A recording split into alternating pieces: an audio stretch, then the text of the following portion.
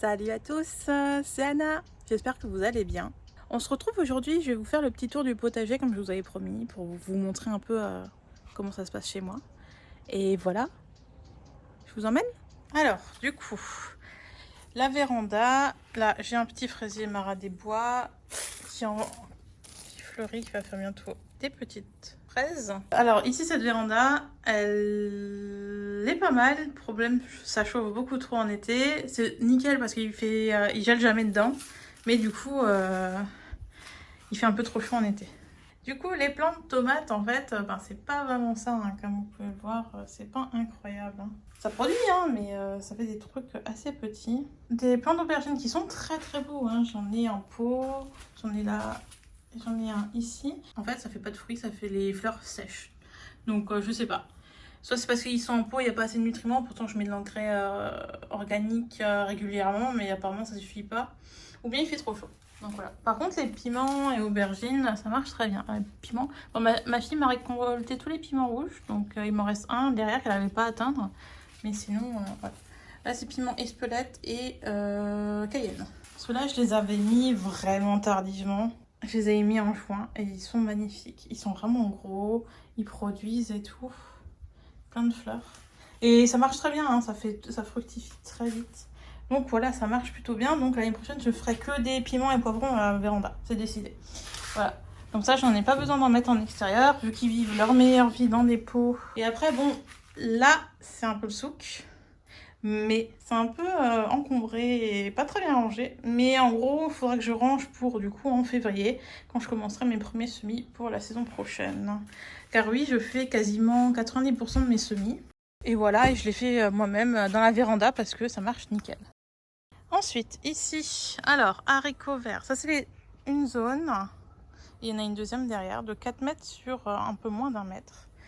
Et du coup, ici, j'ai planté haricots verts. Mais bon, après, ils sont violets. Hein, mais c'est des Blowhild qui sont grimpants, du coup, qui grimpent vraiment très très bien, qui produisent énormément. J'ai le congèle plein, on en mange quasiment toutes les semaines. On n'en peut plus, donc maintenant je les laisse former leur jolie gousse pour récolter les graines un peu plus tard. Là on a des cosmos qui se font un peu malmenés par ma fille. J'ai un plant d'aubergine qui a jamais fructifié, il y a les fleurs qui commencent à arriver là seulement. J'ai mis des plants de tomates, alors c'est pas la meilleure des idées, de les mettre près des juste devant. Après ça fait des tomates hein, quand même, hein. J'en ai, mais pas tant que ça. Mais ils sont moins malades étonnamment que ceux qu'on va voir tout à l'heure. La deuxième zone qu'on a créée avec Emeric, c'est celle-ci. C'est la deuxième zone qu'on a créée avec Emeric aussi ce printemps, au tout début. Il y avait des pommes de terre, des amandines, je crois, si je dis pas de bêtises. J'ai récolté 27 kilos de pommes de terre juste ici. Et ça a vraiment très très bien fonctionné. Enfin, je suis vraiment contente. Pour une terre pas enrichie, pas de fumier, rien du tout. Ça, juste un peu de compost, ça a vraiment bien marché. Là, du coup, j'ai remplacé par des choux. Alors, les choux kale, faut savoir que chez moi, les choux, c'est une cata. Je me les fais manger par les altises à chaque fois. Donc, on va voir. Là, je reteste encore un coup. Et je vais essayer avec de la terre de diatomée si jamais ils sont là. Le jet d'eau, ça fonctionne pas. Le savon noir, ça fonctionne pas. J'ai pas encore essayé l'huile de Nîmes, mais j'aimerais ne pas y arriver parce que voilà, c'est quand même des feuilles qu'on va manger, donc je suis pas fan. On va voir, c'est encore un test. Sinon, j'abandonnerai les choux pour le moment. Sinon, il faut que je les fasse sous voile, mais j'ai pas très envie. C'est embêtant.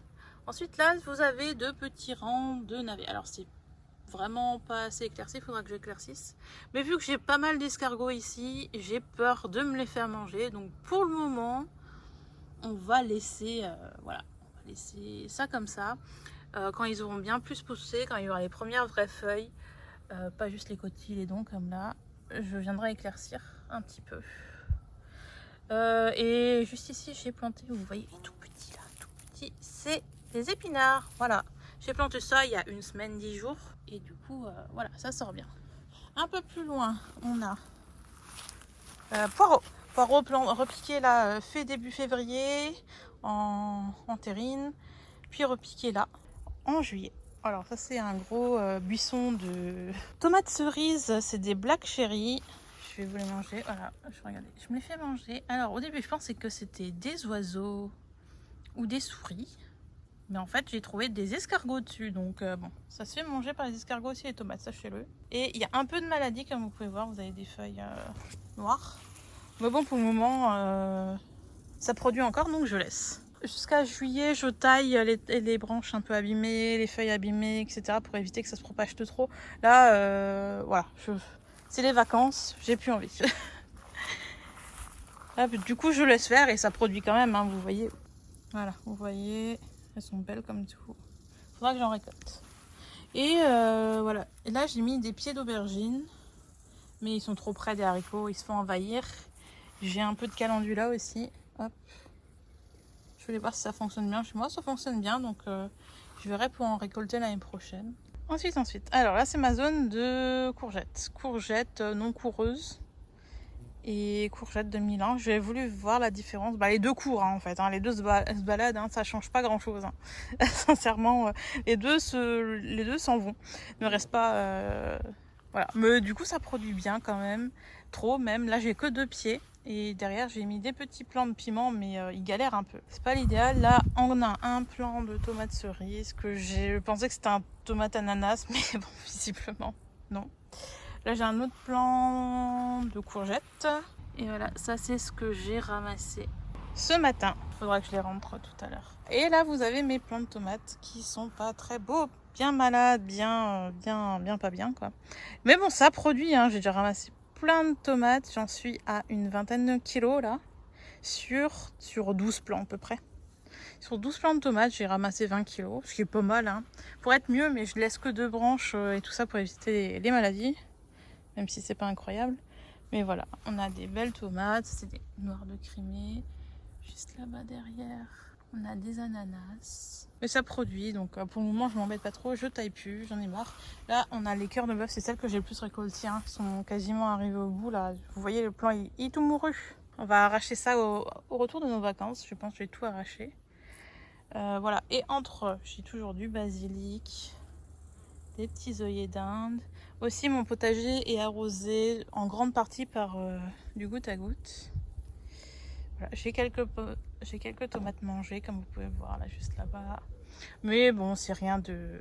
Ouais, la perte est minime. Mon erreur aussi là, c'est d'avoir mis les aubergines au milieu des tomates. Même si elles fleurissent, elles m'ont déjà donné 5 aubergines. 5 belles grosses aubergines. C'est des Black Beauty pour la variété. Faudrait que je leur laisse plus de place en fait. À chaque fois, je les mets dans des coins et du coup, la production pourrait être bien meilleure, je pense. Donc l'année prochaine, ce sera mon objectif. Je ferai juste une plate-bande d'aubergines. Je leur laisserai plein de place. Je mettrai moins de tomates. Et là, j'ai des petits poivrons là. Il y en a pas mal, hein. Petits, mais il y en a quelques-uns. Voilà, là pareil, hop. Il est beau, mon petit poivron. Voilà. Pareil, poivrons, j'en ai déjà récolté des rouges, mais que 3. Voilà. 3 petits poivrons rouges, pas grand chose. Hein. C'est long les poivrons. Pour ça, je vais les faire en véranda, ça ira bien mieux. Ici, c'est haricots nains, c'était les Purple Queen. Que je suis pas super fan parce que je les trouve pas ultra productives. Bon, après, il faut dire que ils se sont fait un peu manger par les escargots. Parce que j'ai le terrain en frais juste à côté, donc c'est la foire aux escargots là-bas dedans. Ils sont bons, hein. Après c'est des haricots violets, mais il faut vraiment pas s'arrêter sur la couleur parce que ça a le même goût que des haricots classiques. Voilà, il est gros. Je vais vous en trouver un plus petit. Je laisse faire des graines là, même si ceux-là je pense pas les récolter. Voilà. Vous savez, des haricots comme ça, ils sont pas très longs, ils sont pas incroyables. Ils sont bons, hein, mais c'est pas non plus. Et ça produit pas tellement. Voilà, je pense que l'année prochaine on va rester sur des grimpants Blow Yield. Et voilà. Et le fait qu'il soit violet, on s'en fiche. Hein. Ça va cuire et ça va devenir vert, sans souci. Là, ensuite, on a toute une parcelle de carottes que j'ai semées fin juin. Et ça se passe bien pour le moment. J'éclaircis pas trop parce que, comme vous pouvez le voir, je vais vous montrer. Juste ici, tout se fait grignoter par les escargots, quoi. Ici aussi, un rang de betteraves que j'ai fait. Bon, c'est un peu clairsemé, mais c'est déjà pas mal. Vu que je suis la seule à manger, on s'en fiche. Ensuite, cette zone-là, vous allez voir, c'est pas folichon parce que cette zone-là, c'est une zone que j'ai créée il y a 2 ans.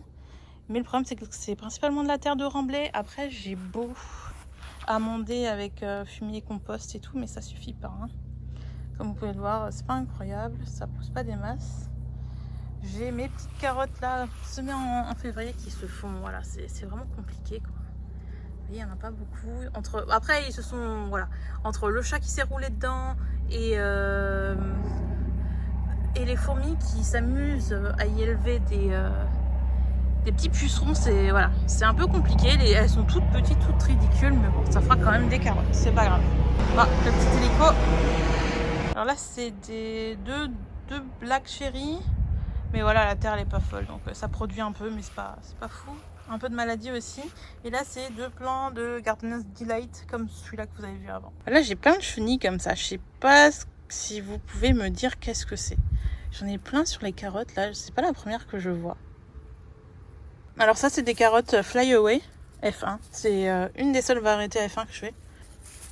Voilà, elles sont toutes petites, hein, c'est pas très grosses. Mon chat s'était roulé dans la plate-bande, donc du coup ça aide pas non plus. Hein. Là c'est principalement de l'origan que j'utilise beaucoup, que je fais sécher et que je récupère pour voilà, avoir de l'origan séché. Ensuite là on arrive sur la fin des concombres. J'en ai quelques-uns à ramasser là. Et voilà, j'ai mis 5 pieds de concombres. Je mets des Market More qui sont très très bons. Qui sont vraiment délicieux, ils sont jamais amers, ils poussent, voilà, ils ont une bonne taille. Hein. Ils sont pas vilains du tout.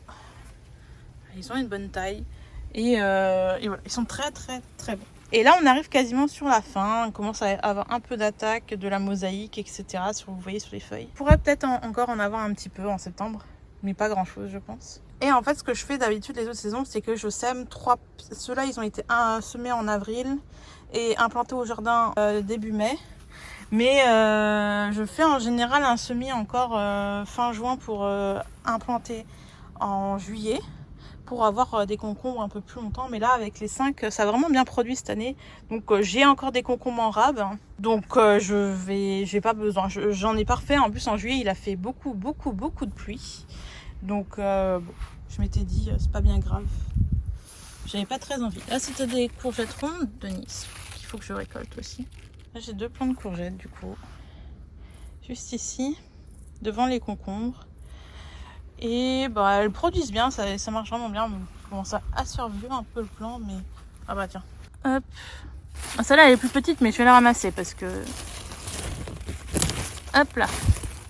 Premier tournesol que j'arrive à faire pousser chez nous. Il va faire d'autres tournesols là, au niveau des gourmands.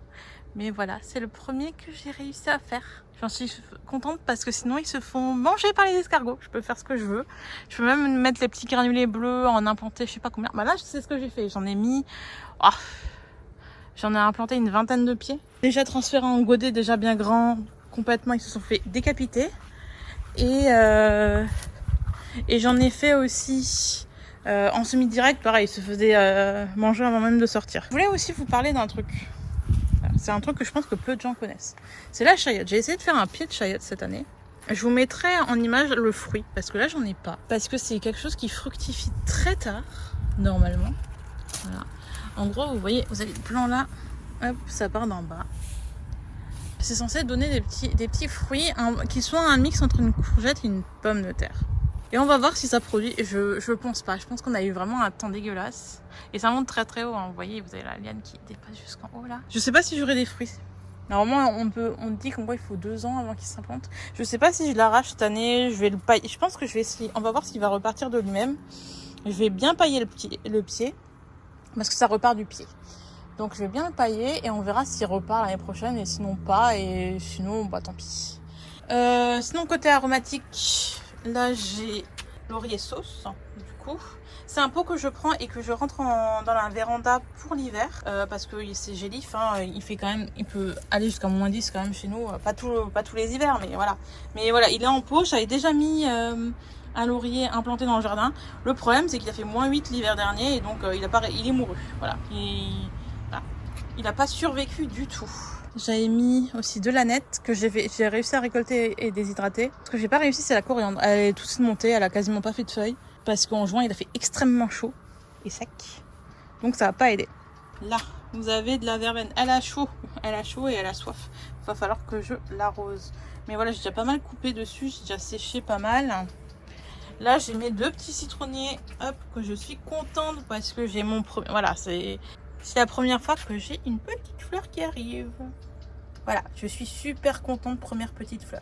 Contente. Et du coup, je les mets en pause. Et à droite, là, c'est un citronnier lime Voilà, et là c'est un citronnier jaune classique Meyer. Citronnier Meyer ou des 4 saisons. Je vous dirai, je vous rajouterai. Ensuite, niveau aromatique, j'ai mon thym, juste ici, que j'ai récolté, séché déjà.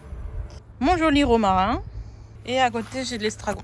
C'est mon petit pied d'estragon. J'utilise pas tant que ça, mais c'est vraiment pas mal quand même. Pour les petites béarnaises et tout, j'aime bien. Donc il est pas gros, mais il se fait un peu dégommer, vous voyez. Quand je vous parle d'escargots, alors là c'est des mini, ils sont tout mimi, hein. Mais, ils sont tout mimi ceux-là.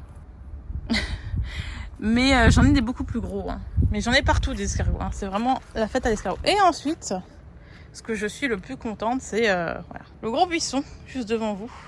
C'est de la sauge. Et ça pousse comme de la mauvaise herbe. Voilà. Sachez que vous pouvez partir d'un tout petit pied et ça donne ça. Il y a de la marjolaine, de la menthe, voilà. Ensuite là, c'est nos framboisiers. Les 3 petits ici ont été implantés cet automne parce qu'ils se sont fait dégommer par la canicule de l'année dernière. Et surtout qu'on n'avait pas d'arrosage à cet endroit-là. J'ai la plupart de mon potager qui est en goutte à goutte. Et celui-là, du coup, on l'a passé, on a voulu tester.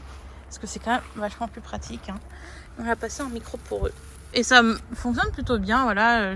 On va avoir pas mal de framboises là pour cet automne. Si on ne se les fait pas manger par les guêpes, comme vous pouvez voir là. Là, c'est un... Alors, au début, on pensait que c'était un prunier.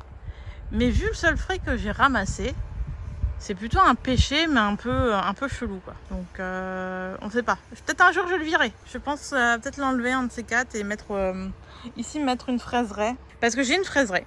Le problème, c'est que elle est contre cette magnifique haie, voilà. Et voilà, elle se fait un peu étouffer par les racines. Donc, c'est vraiment pas top. Et la dernière parcelle, c'est courge créée juste cette année. Là, c'est potimarron butternut. J'ai un pied de rhubarbe qui est juste ici, qui se fait grignoter, mais voilà. Je l'ai implanté au printemps cette année. Mais voilà, il commence déjà à produire. On attendra le printemps prochain pour le récupérer. Faire des bonnes tartes à la rhubarbe là. Et donc voilà, ça produit. J'ai quelques... Je vais essayer de vous montrer. Butternut là qui se forme. J'ai les potimarrons, vous les voyez à travers les feuilles. Quand on vous dit que vous pouvez pas cultiver certaines plantes en extérieur, c'est pas vrai. Par exemple, là j'ai de la verveine. Alors que normalement ça craint les gels, hein. Si vous paillez bien les pieds, c'est-à-dire que en octobre vous coupez à ras et vous paillez, vous mettez une bonne protection, soit de la bâche avec des feuilles mortes en dessous, soit des tonnes de feuilles mortes, des tonnes de paille, foin, tonte, ce que vous avez. Et en fait, faut être patient, mais vers juin ça ressort et en fait, là vous en avez pas mal, hein. J'en fais beaucoup sécher pour les tisanes. J'ai aussi dans ce bordel souvent de la mélisse, là qui est montée en graines, hein, du coup.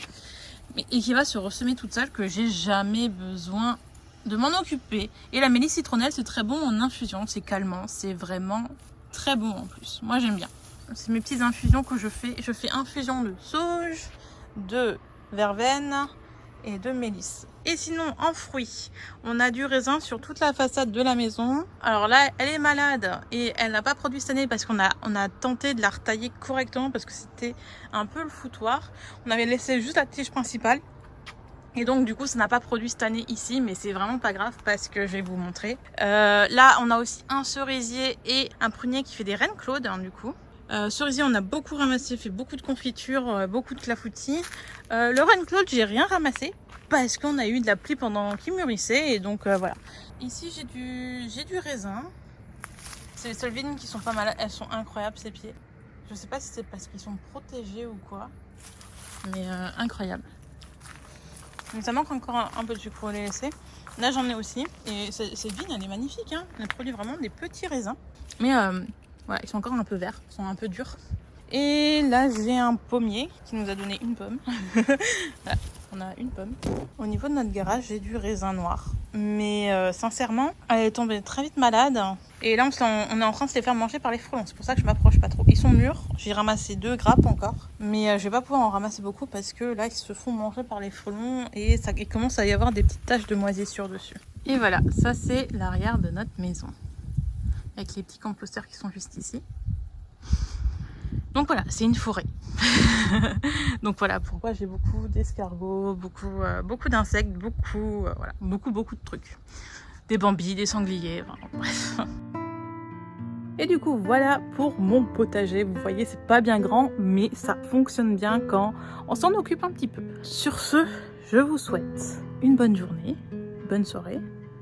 Surtout, prenez soin de vous et de vos proches. Et je vous dis à la prochaine, en espérant vous revoir. Bye!